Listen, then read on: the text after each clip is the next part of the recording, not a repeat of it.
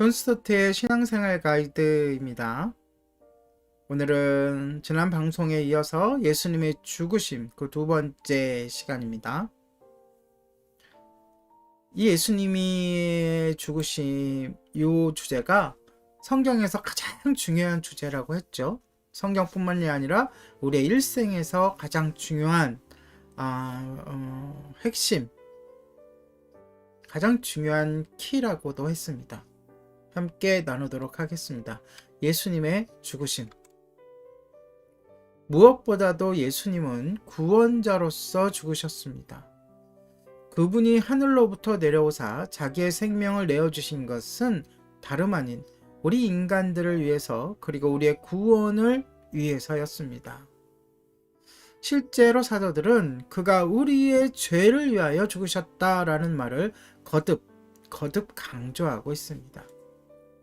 이 말이 의미하는 바는 성경이 처음부터 끝까지 죄에 대한 공의로운 대가인 죽음과 연결되어 있다는 사실에서 확실히 드러납니다.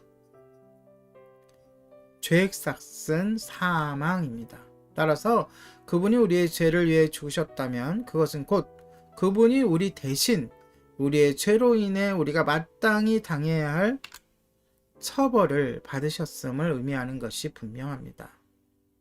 베드로 사도도 말하는 두 가지 증거를 생각해 봅시다. 첫 번째 증거는 친히 나무에 달려 그 몸으로 우리의 죄를 담당하셨으니 라고 베드로전서 2장 4절에 나오는 증거입니다.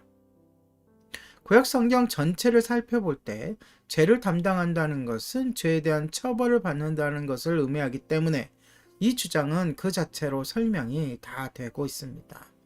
그리고 두 번째 주장은 그리스도께서 한 번 죄를 위하여 죽으사 의인으로서 불의한 자를 대신하셨으니 이는 우리를 하나님 앞으로 인도하려 하심이라.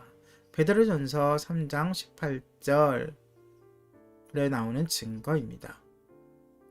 여기서 그리스도 예수님의 목표는 우리를 하나님과 화해시키려는 것이었음이 분명하게 드러납니다.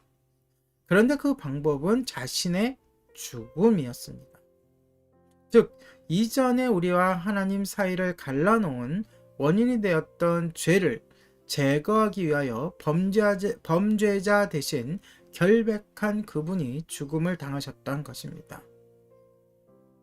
예수님께서 십자가 위에서 견디어야 했던 하나님께 버림받는 암흑이야말로 우리의 죄로 인해 받아야 할 마땅한 바로 그 지옥의 형벌입니다. 바울이 한 가장 놀라운 말들 중에 두 가지를 이용하자면 죄 없으신 하나님의 아들이 우리를 위하여 죄를 삼으신 것과 우리를 위하여 저주를 받은 바 되신 것 때문에 우리 죄인들이 죄사함을 받을 수 있다는 것입니다.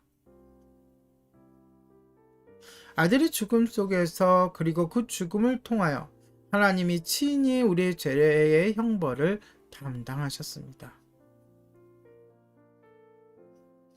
다시 말해 우리에게 자유로운 용서를 제공하시기 위하여 그분이 친히 재판장이 되심과 동시에 재판을 받는 피고인이 되신 것입니다.